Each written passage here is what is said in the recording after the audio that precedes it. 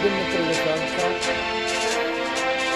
ನಮ್ಮ ಜೊತೆಯಲ್ಲಿ ಶಿವಮನಿ ದೇಶಿಕೇಂದ್ರ ಸ್ವಾಮೀಜಿಯವರಿದ್ದಾರೆ. ಲೋಕಸಭಾ ಸದಸ್ಯರು ಮಾಜಿ ಉಪಮುಖ್ಯಮಂತ್ರಿಗಳಾದಂಥ ಕಾರಜೋಳ ಸಾಹೇಬರಿದ್ದಾರೆ. ನಾರಾಯಣಸ್ವಾಮಿ ಅವರಿದ್ದಾರೆ, ಗುರುಮೂರ್ತಿ ಅವರಿದ್ದಾರೆ, ಮುತ್ತುರಾಜು ಮೂರ್ತಿ ಮತ್ತು ಎಲ್ಲ ಮುಖಂಡರು ಕೂಡ ಇದ್ದಾರೆ. ನಾರಾಯಣಸ್ವಾಮಿ ಅವ್ರ ಪಕ್ಕದಲ್ಲಿ ಆ ಕಡೆ ಕೂತಿದ್ದಾರೆ. ಸರ್ವೋಚ್ಚ ನ್ಯಾಯಾಲಯ ತೀರ್ಮಾನದ ನಂತರ ಮಾನ್ಯ ಮುಖ್ಯಮಂತ್ರಿಗಳು ಸಿದ್ದರಾಮಯ್ಯನವರು, ಉಪಮುಖ್ಯಮಂತ್ರಿಗಳು ಡಿ.ಕೆ. ಶಿವಕುಮಾರ್ ಅವರು, ನಾವೆಲ್ಲ ಸೇರಿ ಸರ್ವೋಚ್ಚ ನ್ಯಾಯಾಲಯ ತೀರ್ಮಾನದಂತೆ 101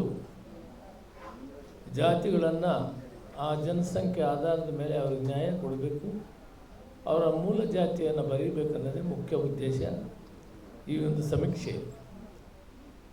ಸಮೀಕ್ಷೆಗಾಗಿ ಅಥವಾ ಇದಕ್ಕಾಗಿ ಹೋರಾಟ ಮಾಡಿದಂಥ 35 ವರ್ಷದ ಸತತ ಹೋರಾಟ ಮಾಡಿದರು.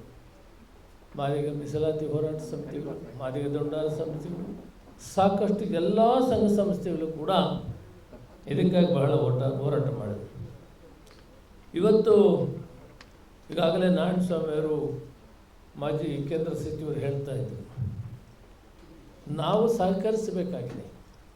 ಅಧಿಕಾರಿಗಳು ಬರ್ತಾ ಇದ್ದಾರೆ. ನಾನೇ ಇವತ್ತು ಯಲಂಕದಲ್ಲಿ 3 ಜಾಗದಲ್ಲಿ ನಾನೇ ಖುದ್ದು ಹೋಗಿದ್ದೆ. ಅಧಿಕಾರಿಗಳು ಕೆಲಸ ಮಾಡ್ತಾ ಇದ್ದಾರೆ. ಒಂದು ಕಡೆ ಸರ್ವರ್ ಕೆಲಸ ಮಾಡಲಿಲ್ಲ ಬಂದು ಬಿಟ್ಟರೆ ನಮ್ಮವರು ಮುಜುಗರ, ಹೇಳೋದಕ್ಕೆ ಮುಜುಗರ, ನಮ್ಮ ಮೂಲ ಜಾತಿಯನ್ನು ಹೇಳೋದಕ್ಕೆ ಮುಜುಗರ. ಅಲ್ಲಿಂದ ಆಚೆ ಬರಬೇಕೀಗ ನಮ್ಮವರು. 101 ಜಾತಿಯಲ್ಲಿ ಯಾರೇ ಆಗಲಿ, ಅವ್ರು ಬೋವಿ ಆಗಲಿ, ಲಂಬಾಣಿ ಆಗಲಿ, ಮಾದಗರಾಗಲಿ ಅಥವಾ ಹೊಲೆ ಸಮುದಾಯರಾಗಲಿ, ಎಲ್ಲರೂ ಕೂಡ ಏಕೆ ಏಡಿ ಆದಿ ಅಂದವನ್ನು ಬಿಟ್ಟು ಆಚೆ ಬರಬೇಕು. ಹಾಗೇ ನ್ಯಾಯ ಸಿಗ್ತದೆ. ಇದರ ಮೂಲ ಉದ್ದೇಶ ಈ 101 ಜಾತಿಗಳಲ್ಲಿ ಕೂಡ ಮೂಲ ಜಾತಿ ಬರೆಸಬೇಕು ಮತ್ತು ಆ ಜನಸಂಖ್ಯೆಗೆ ಆಧಾರವಾಗಿ ಸಾಮಾಜಿಕ, ಶೈಕ್ಷಣಿಕ, ಆರ್ಥಿಕ ಸಮಾನತೆಯನ್ನು ಕಂಡುಕೊಳ್ಬೇಕೇ ಇದು ಮೂಲ ಉದ್ದೇಶವಾಗಿದೆ. ನಾನು ಜನರಲ್ಲಿ ಮನವಿ ಮಾಡೋದು ಮತ್ತು ನಮ್ಮ ಯುವಕ ಏನಿದ್ದಾರೆ ಎಲ್ಲ ವರ್ಗದವರು 101 ಜಾತಿಯಲ್ಲಿರೋರು ಎಲ್ಲರೂ ಕೂಡ ಅವರವರ ಮೂಲ ಜಾತಿಯನ್ನು ಬರೆಸೋದಕ್ಕೆ ಇನ್ನೆಲ್ಲ 4 ದಿನ ಟೈಮ್ ಇದೆ. ವಿಶೇಷವಾಗಿ ಇವತ್ತು ನಾರಾಯಣಸ್ವಾಮಿಯವರು ಒತ್ತಾಯದ ಮೇರೆಗೆ ಈ ಸಭೆಯನ್ನು ಕರೆದಿದ್ದೀವಿ. ಪ್ರತಿಯೊಬ್ಬರೂ ತಮ್ಮನ್ನು ತಾವು ತೊಡಗಿಸಿಕೊಂಡು ಅಧಿಕಾರಿಗಳಿಗೆ ನೀವು ಸಹಕರಿಸಬೇಕು. ನಾನು 2 ದಿನದ ಹಿಂದೆ ಕಮಿಷನರು ಮಹೇಶ್ವರವರು ಮತ್ತು ಎಲ್ಲ ಜಾಯಿಂಟ್ ಕಮಿಷನರ್ ಕರೆದು ನಮ್ಮ ಆಫೀಸಲ್ಲಿ ಸಭೆ ಮಾಡಿ ಅವರು ಹೇಳಿದರು, ಸ್ಟಿಕ್ಕರ್ ಅಂಟಿಸಿ ಪ್ರತಿ ಮನೆಗೆ ನಮ್ಮ ಲೆಕ್ಕ ಸಿಗ್ತದೆ. ಸಾಕಷ್ಟು ಜನ ನಾವು ಹೋಗೋ ಒಳಗಡೆ ಕೆಲಸಕ್ಕೆ ಕೊಟ್ಟೋಗಿರ್ತಾರೆ, ಬೀಗ ಹಾಕಿರ್ತಾರೆ. 1 ಸಾರಿ 2 ಸಾರಿ 3 ಸಾರಿ ಹೋಗ್ತಾ ಇದ್ರು, ಸಿಗ್ತಾ ಇಲ್ಲ. ಕೆಲವು ಕಡೆ ಹೇಳೋದು ಕೂಡ ಹಿಂಜರಿತಾ ಇದ್ದಾರೆ. ಈ ಲೋಪದೋಷಗಳನ್ನ ಸರಿ ಮಾಡೋದಕ್ಕೆ ನಾನು ಅವ್ರಿಗೆ ಹೇಳಿದೆ, ಎಷ್ಟೇ ಆಗಲಿ ಮತ್ತೆ ಮತ್ತೆ ಹೋಗಿ ನೀವು ಇದು ಪೂರ್ಣ ಆಗಿಲ್ಲ. ಒಂದು ಕಡೆ 60%, ಒಂದು ಕಡೆ 50%, ಒಂದು ಕಡೆ 70%, 80%. 1 ವಾರದಿಂದ 50% ಒಳಗಡೆ ಇತ್ತು. ಹಿಂದೆ ಒಂದು ಮೀಟಿಂಗನ್ನು ಮಾಡಿ ಒತ್ತಾಯ ಮಾಡೋದಕ್ಕೆ ನಮ್ಮ ಯುವಕರ ಸಹಕಾರ ಮತ್ತು ಅಧಿಕಾರಿಗಳು ಆಕ್ಟಿವಾಗಿ ಕೆಲಸ ಮಾಡಿದ್ರಿಂದ ಸ್ವಲ್ಪ ಮಟ್ಟಿಗೆ ಮುಂದೆ ಸಾಗಿದ್ವಿ. ಅದು ಪೂರ್ತಿ ಪ್ರಮಾಣದಲ್ಲಿ ಆಗಿಲ್ಲ. ಆದ್ದರಿಂದ ಈ ದಿನ ನಾವು ಮನವಿ ಮಾಡೋದು ಮಾಧ್ಯಮಗಳ ಮುಖಾಂತರ ಕೂಡ ನಾವೆಲ್ಲ ಮುಖಂಡರು ಕೂಡ ಪಕ್ಷಾತೀತವಾಗಿ ಇಲ್ಲಿ ಸೇರಿದ್ದೀವಿ. ಸಮಾಜ ಮುಖ್ಯ, ಆಮೇಲೆ ಪಕ್ಷ. ನಾವೆಲ್ಲ ಒಟ್ಟಿಗೆ ಇವತ್ತು ನಮ್ಮನ್ನು ನಾವು ತೊಡಗಿಸ್ಕೊಬೇಕು. ಯಲಂಕದಲ್ಲಿ ಸೋಲ್ದೇಪುರ, ಬೆಟ್ಟೇನಹಳ್ಳಿ, ಚಿಕ್ಕಬೆಟ್ಟಹಳ್ಳಿ ಮತ್ತು ಓಲ್ಡ್ ಟೌನ್ ಕೂಡ ನೋಡಿದ್ವಿ. ಕೆಲವರು ಹೇಳ್ತಾರೆ, ಕೆಲವರು ಹಿಂಜರಿತಾರೆ ಜಾತಿ ಹೇಳೋದು. ಮಾದಿಗರ ಸಮುದಾಯದ ಮನೆಗೆ ಹೋಗಿದ್ದೆ, ಹೊಲೆಯರ ಸಮುದಾಯದ ಮನೆಗೆ ಹೋಗಿದ್ದೆ, ಬೋವಿ ಸಮುದಾಯದ ಮನೆ ಎಲ್ಲ ಕೂಡ ಹೋಗಿ ಅಲ್ಲೆಲ್ಲಿ ನೋಡಿದೆ. ಕೆಲವರು ಧೈರ್ಯವಾಗಿ ಹೇಳ್ತಾರೆ, ಕೆಲವರು ಹೇಳೋದಿಲ್ಲ. ಆದ್ದರಿಂದ ನಮ್ಮ ಕಾರ್ಯಕರ್ತರು, ನಮ್ಮ ಮುಖಂಡರು ಏನಿದ್ದಾರೆ, ನಮ್ಮ ಯುವಕರು ಏನಿದ್ದಾರೆ, ನೀವು ಅವರಿಗೆ ಮನವರಿಕೆ ಮಾಡಬೇಕು, ಅವ್ರಿಗೆ ಧೈರ್ಯ ಕೊಡಬೇಕು, ಅವ್ರ ಕೈಲಿ ಹೇಳಿಸುವಂಥ ಕೆಲಸ ಮಾಡಬೇಕು. ಅಧಿಕಾರಿಗಳು ಬೆಳಗ್ಗೆ 6ರಿಂದ ಮಧ್ಯಾಹ್ನ 10 ಗಂಟೆವರೆಗೂ ಬೆಳಗ್ಗೆ 10 ಗಂಟೆವರೆಗೂ ಇರ್ತಾರೆ.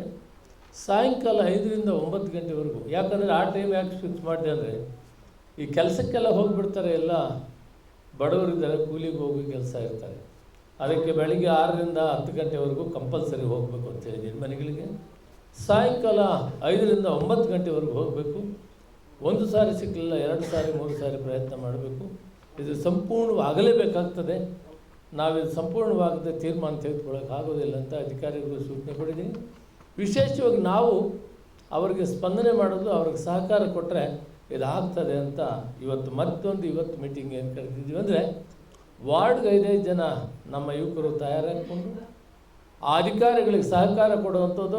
ನಾವೇ ಎನ್ರೋಲ್ಮೆಂಟ್ ಮಾಡೋರಿಗೆ ಬಂದು ಜನಗಣತಿಗೆ ಬಂದ ಅಧಿಕಾರಿಗಳನ್ನು ನಾವೇ ಕರ್ಕೊಂಡೋಗಿ ಈ ಮನೆಗಳು ಹೀಗಿದೆ, ಈ ಕಡೆ ಬರ್ಕೊಳ್ಳಿ, ಈ ಮನೆ ನಮ್ಮದು, ಈ ಮನೆ ನಿಮ್ಮದು, ಎಲ್ಲರೂ ಯಾವುದೇ ಜಾತಿಯಲ್ಲೇನು ಇದೇನಿಲ್ಲ, ಬರೀ ಒಂದು ಸಮುದಾಯ ಎಲ್ಲ 101 ಜಾತಿಗಳಲ್ಲಿ ಆ ವಾರ್ಡಲ್ಲಿ ಯಾವುದೇ ಮನೆ ಇದ್ದರೆ SC ಅಲ್ಲಿ ಹೋಗಿ ಎಲ್ಲ ಬರೆಸೋವಂಥ ಕೆಲಸ ನಾವು ಮಾಡಬೇಕಾಗ್ತದೆ ಅನ್ನೋ ಮಾತನ್ನು ಈ ಸಂದರ್ಭದಲ್ಲಿ ಹೇಳ್ತಾ, ಇದನ್ನು ಇನ್ನು ಕೇವಲ 30ನೇ ತಾರೀಕುವರೆಗೂ ಇರೋದರಿಂದ 2-3 ಸಾರಿ ನಾವು ಎಕ್ಸ್ಟೆನ್ಷನ್ ಕೊಟ್ಟಿದ್ದೀವಿ. ಇನ್ನು ಕೂಡ ಅದು ಕಷ್ಟ ಆಗ್ತದೆ. ದಯವಿಟ್ಟು ತಾವು ವಿಶೇಷವಾಗಿ ಯುವಕರು ಪಾತ್ರವಹಿಸಿ ಈ ಕೆಲಸವನ್ನು ಮುಗಿಸಿಕೊಡ್ಬೇಕು. ಈಗ ವಾರ್ಡ್ ವೈಸ್ ಪಟ್ಟಿ ಮಾಡ್ತಾರೆ, ಆ ಜನ ನಾಳೆಯಿಂದ ಆ ವಾರ್ಡ್ಗಳಲ್ಲೇ ಕೆಲಸ ಮಾಡಿ ಪೂರ್ತಿ ರಿಪೋರ್ಟ್ ಕೊಡಬೇಕು. ವಾರ್ ರೂಮ್ಗೆ ವೆಂಕಟೇಶ್ ಅವರ ನೇತೃತ್ವದಲ್ಲಿ ವಾರ್ ರೂಮ್ ಇದೆ, ಆ ವಾರ್ ರೂಮ್ಗೆ ನೀವು ವರ್ತಮಾನ ಕೊಡಬೇಕು. ಎಲ್ಲಿಯಾದರೂ ಅಧಿಕಾರಿಗಳು ಬರ್ತಿದ್ರೆ ತಕ್ಷಣ ನೀವು ತಿಳಿಸಿದರೆ ವಾರ್ ರೂಮ್ಗೆ ಹೇಳಿದ್ದಾರೆ, ಕಮಿಷನರ್ ಹೇಳಿದ್ದಾರೆ, ಎಲ್ಲಾದರೂ ಅಧಿಕಾರಿಗಳಂದರೆ ತಕ್ಷಣ ನಮ್ಗೆ ವರ್ತಮಾನ ಕೊಡಿ, ಆ ಸ್ಪಾಟಿಗೆ ಕಳಿಸ್ತೀವಿ. ನಿಮ್ಮ ಯುವಕರು ಯಾರು ಎಲ್ಲಿ ಕೆಲಸ ಮಾಡ್ತಾಯಿದ್ದಾರೆ ಅಲ್ಲಿ ವಾರ್ಡ್ಗೆ ಜನತೆ ಅಧಿಕಾರಿಗಳು ಬರ್ದಿದ್ರೆ ನೀವು ತಕ್ಷಣ ನಮ್ಗೆ ಕಮ್ಯುನಿಕೇಷನ್ ಕೊಡಿ, ನಾವು ಅಲ್ಲಿ ಕಳಿಸ್ತೀವಿ. 28 ವಿಧಾನಸಭಾ ಕ್ಷೇತ್ರದಿಂದ ಆಗಮಿಸಿರ್ತಕ್ಕಂಥ ಸಮುದಾಯದ ಎಲ್ಲ ಕಾರ್ಯಕರ್ತರೇ, ಸರ್ ನಾನು ನೇರವಾಗಿ ವಿಷಯಕ್ಕೆ ಬಂದುಬಿಡ್ತೇನೆ, ಸುತ್ತಿ ಬಳಸಿ ಮಾತಾಡೋದಿಲ್ಲ. ಕಳೆದ 30 ವರ್ಷಗಳಿಂದ ನಮ್ಮ ಸಮುದಾಯ ಹೋರಾಟವನ್ನು ಮಾಡ್ತಾಯಿತ್ತು. ಯಾತಕ್ಕಾಗಿ 1950ರಲ್ಲಿ ಈ ದೇಶದಲ್ಲಿ ಜಾರಿಗೆ ಬಂದಿರತಕ್ಕಂಥ ಮೀಸಲಾತಿ ಸೌಲಭ್ಯ ವಂಚಿತರಾಗಿದ್ದೇವೆ, ನಮಗೆ ಸಿಗ್ತಾ ಇಲ್ಲ. ಅದಕ್ಕಾಗಿ ಜನಸಂಖ್ಯೆಗೆ ಅನುಗುಣವಾಗಿ ಮೀಸಲಾತಿ ಕೊಡಬೇಕು ಅಂಥೇಳಿ 30 ವರ್ಷ ಸಂಘಟನೆ ಮಾಡಿಕೊಂಡು ಮಾದಿಗರ ಮೀಸಲಾತಿ ಹೋರಾಟ, ಮಾದಿಗರ ದಂಡೋರ, ಮಾತಂಗ, ಮಾದರರು ಯಾವುದ್ಯಾವುದೋ ಹೆಸರಿನಿಂದ ಹೋರಾಟವನ್ನು ಮಾಡ್ಕೊಂಡು ಬಂದರು. 30 ವರ್ಷದ ಹೋರಾಟದ ಪ್ರತಿಫಲ ಹೈದರಾಬಾದ್ನಲ್ಲಿ ಸನ್ಮಾನ್ಯ ಪ್ರಧಾನಮಂತ್ರಿಗಳಾಗಿರ್ತಕ್ಕಂಥ ನರೇಂದ್ರ ಮೋದಿಜಿಯವರು ನಮ್ಮ ಸಮುದಾಯದ ಸಭೆಯಲ್ಲಿ ಭಾಗವಹಿಸಿದರು. ಭಾಗವಹಿಸಿ 30 ವರ್ಷಗಳ ಕಾಲ ನೀವು ಒಂಟಿಯಾಗಿ ಹೋರಾಟ ಮಾಡಿದ್ರಿ, ಇನ್ನು ಮುಂದೆ ನನ್ನನ್ನು ಕೂಡ ಈ ಹೋರಾಟಕ್ಕೆ ಜೋಡಿಸ್ಕೊಳ್ಳಿ. ಒಳ ಮೀಸಲಾತಿ ಅಂತಕ್ಕಂಥದ್ದು ಸಾಮಾಜಿಕ ನ್ಯಾಯ, ಅದಕ್ಕಾಗಿ ನನ್ನ ಸರ್ಕಾರ ಒಳ ಮೀಸಲಾತಿಗೆ ಕೊಡಲಿಕ್ಕೆ ಬದ್ಧದ ಅಂತಕ್ಕಂಥ ಮಾತನ್ನು ಹೇಳಿದರು. ಮತ್ತು 30 ವರ್ಷಗಳ ಕಾಲ ನಿರಂತರ ಹೋರಾಟ ಮಾಡಿರ್ತಕ್ಕಂಥ ಮಂದಕೃಷ್ಣ ಮಾದಿಗವ್ರನ್ನ ವೇದಿಕೆ ಮೇಲೆ ದಬ್ಬಿಕೊಂಡೇ ಅವತ್ತು ಹೇಳಿದರು, ನಿನ್ನ ಇಡೀ ಜೀವನ ಇದಕ್ಕಾಗಿ ಮುಡುಪಾಗಿಟ್ಟಿದೆ, ಖಂಡಿತವಾಗಿಯೂ ಇದನ್ನು ನಾನು ಮಾಡಲಿಕ್ಕೆ ಕೊಡಲಿಕ್ಕೆ ನಾನು ಸಪೋರ್ಟ್ ಮಾಡ್ತೇನೆ, ನಾನೂ ಒಬ್ಬ ನಿನ್ನ ಜೊತೆಯಲ್ಲಿ ಹೋರಾಟಗಾರರಾಗ್ತೇನೆ. ಈ ಕೇಸು ಸುಪ್ರೀಂ ಕೋರ್ಟ್ನಲ್ಲಿದೆ, ಅದು ನನ್ನದೇ ಜವಾಬ್ದಾರಿ, ಅದನ್ನು ಮುಗಿಸ್ಕೊಡ್ತೀನಿ, ನನ್ನ ಸರ್ಕಾರದೇ ಜವಾಬ್ದಾರಿ ಅಂತ ಹೇಳಿದರು. ಹೇಳಿ ಸುಪ್ರೀಂ ಕೋರ್ಟ್ನಲ್ಲಿ ಅಫಿಡವಿಟ್ ಹಾಕಿಸಿದರು.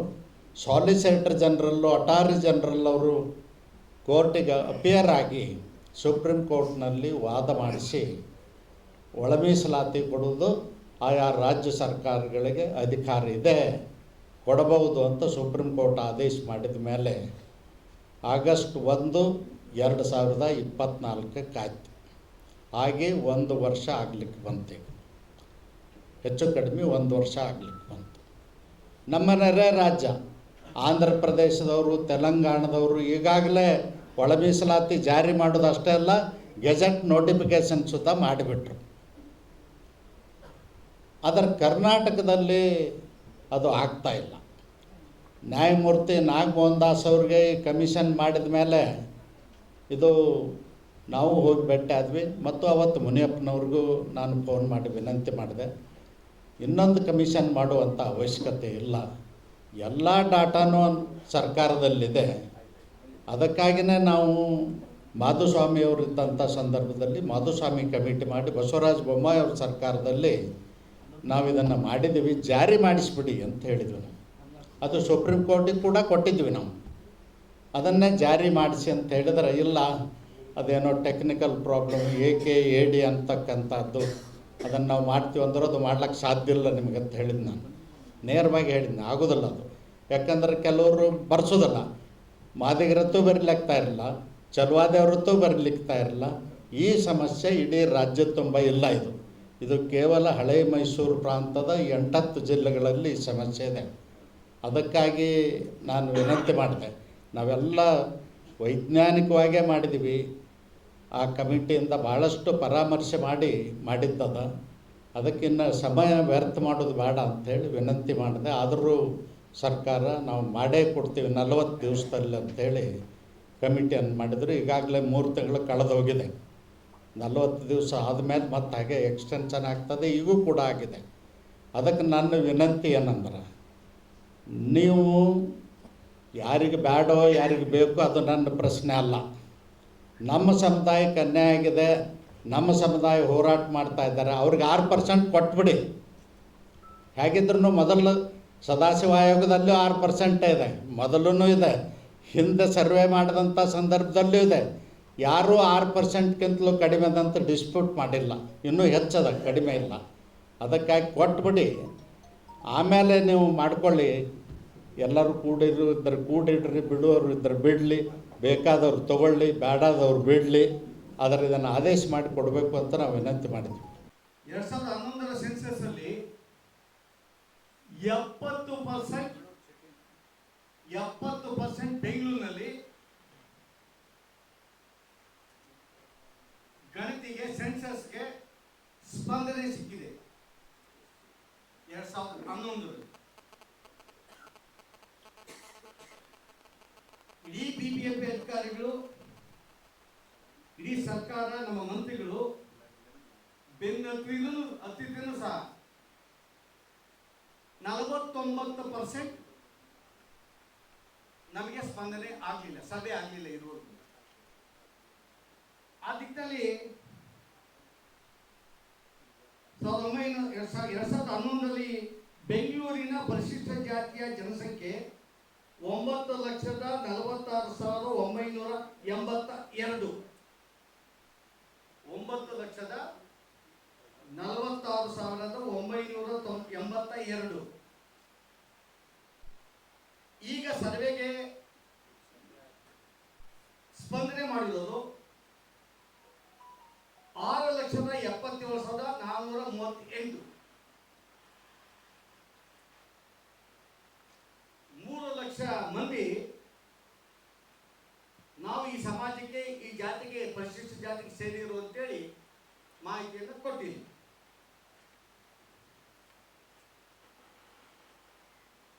ರಾಜ್ಯ ಸರ್ಕಾರ ಅಥವಾ BBMP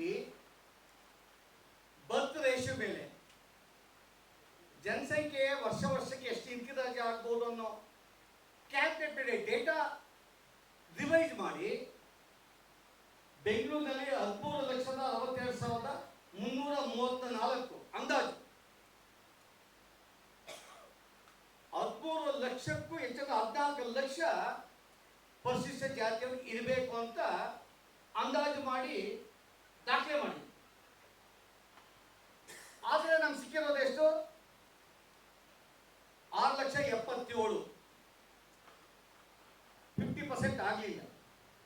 ಅನೇಕ ಮಾನೀಯರನ್ನ 4-5 ಮೀಟಿಂಗ್ಗಳಲ್ಲಿ ಮಾಡಿದ್ದೇನೆ.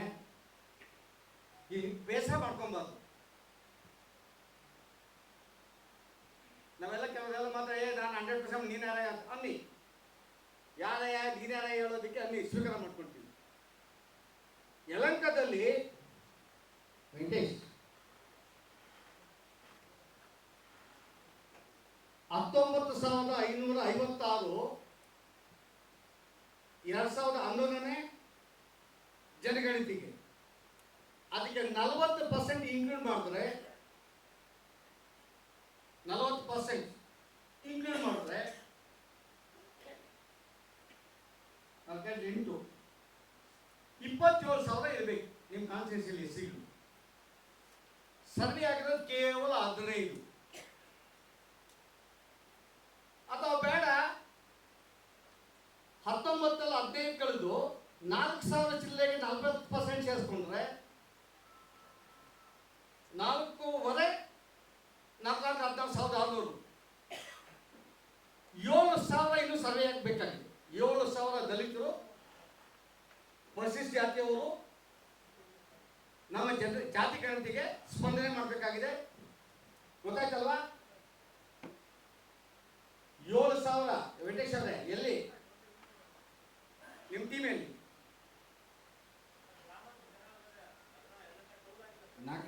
ನಮ್ಮ ಮಾದಿಗರ ಪರವಾಗಿ ನಡೀತಿರುವಂಥ ಸರ್ವೆ ವಿಚಾರವಾಗಿ ಕೊನೆಯ ಒಂದು ಪೂರ್ವವಾಗಿ ಸಭೆಯನ್ನು ಕರೆದಿದ್ದರು. ಆ ಸಭೆಯಲ್ಲಿ ನಮ್ಮ ಎ ನಾರಾಯಣಸ್ವಾಮಣ್ಣವರು, ಕೇಂದ್ರ ಸಚಿವರು ಮಾಜಿ ಅವರು, ಮತ್ತು ಆಮೇಲೆ ನಮ್ಮ ಕೆ ಎಚ್ ಮುನಿಯಪ್ಪನವರು, ಗೋವಿಂದ ಕಾರಜೋಳಜಿಯವರು ಮತ್ತು ಚಂದ್ರಪ್ಪನವರು, ಇನ್ನೂ ಹಲವಾರು ಮುಖಂಡರು ಮತ್ತು ನಮ್ಮ ಸ್ವಾಮೀಜಿರವರ ನೇತೃತ್ವದಲ್ಲಿ ಒಳ್ಳೆಯ ಸಭೆಯನ್ನು ಮಾಡಿದ್ದಾರೆ.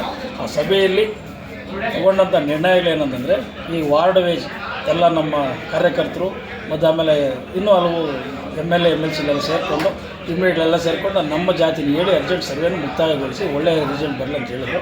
ಅದಕ್ಕೆ ನಮ್ಮ ಗೋವಿಂದ ಕಾರಜೋಳ ಸಾಹೇಬರು ಕೆ ಎಚ್ ಮುನಿಯಪ್ಪನವ್ರಿಗೆ ಸಹ ಹೇಳಿದ್ದಾರೆ, ಬರೋ ತಿಂಗಳು 20ನೇ ತಾರೀಕು ಒಳಗಡೆ ವ್ಯವಸ್ಥಿತವಾಗಿ ಆದೇಶ ಮಾಡೋಕ್ಕೆ ವ್ಯವಸ್ಥೆ ಮಾಡಿ. ನಾವು ಹಿಂದೆ ಎಲ್ಲ ಏನು ಬೇಕೆಲ್ಲ ಮಾಡಿದ್ದೀವಿ. ಒಂದು ವೇಳೆ ಏನಾದರೂ ಸರ್ಕಾರನ ಮಾಡೋಕ್ಕೆ ಗೊಂದಲಗಳೇನು ಮಾಡಿದ್ರೆ ನಮ್ಮ ಮಾದಿರು ಕೂಡ ಇದು ಒಂದು 6% 7% ಏನು ಕೊಡಬೇಕಿದೆ ಆ ಪರ್ಸೆಂಟೇಜ್ ನಾನು ಕೊಟ್ಬಿಡಲಿ, ಉಳ್ಕೆದವ್ರು ಯಾವನ್ನ ಕೊಡ್ಕೊಳ್ಳಿ ಅಂತ ಹೇಳಿದ್ದಾರೆ. ಅದೇ ರೀತಿ ನಡ್ಕೊಂಡು ಹೋಗಲ್ಲ ಅನ್ನೋದೇ ನಮ್ಮ ಅಭಿಪ್ರಾಯ. ಒಂದು ವೇಳೆ ಕೊಟ್ಟಿಲ್ಲ ಅಂದರೆ ನಮ್ಮದು ಮುಂದಿನ ದಿನಗಳಲ್ಲಿ ಸರ್ಕಾರಕ್ಕೆ ಯಾವ ರೀತಿ ಪಾಠ ಕಲಿಸ್ಬೇಕಂತ ಗೊತ್ತಿದೆ ಮಾದಿಗೆಗೆ, ಅದು ಕೆಲಸಕ್ಕೆ ವ್ಯವಸ್ಥಿತ ಮಾಡೋಣ.